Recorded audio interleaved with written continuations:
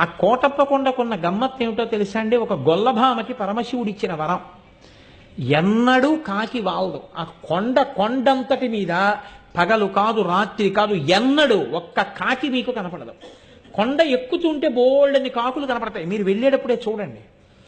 మీరు కొండ ఎక్కుతారు కాబట్టి కోటప్ప కొండ ఎక్కేటప్పుడు చూడండి. కోటప్ప కొండ కింద బోల్డని కాకులు ఉంటాయి. కోటప్ప కొండ ఎక్కడం మొదలెట్టినప్పటి నుంచి చూడండి, ఒక్క కాకి అంటే ఒక్క కాకి మీకు ఆ కొండ మీద వాలదు. ఎక్కడ ఓ చెట్టు మీద రాతి మీద వాలదు. కారణం, ఒక గొల్లభామ రోజు అక్కడ ఉన్నటువంటి శివుడికి తీసుకొచ్చి అన్నం పెడుతుండేది, పెరుగు అవిని. ఆయన తింటుండేవాడు. నువ్వు ఊళ్ళోకి రా అంటుండేది ఆవిడ. అంటే ఆయన నవ్వేసి ఊడుకునేవాడు. దక్షిణామూర్తి, ఆయన నిశ్శబ్దంగా ఉండేవాడు.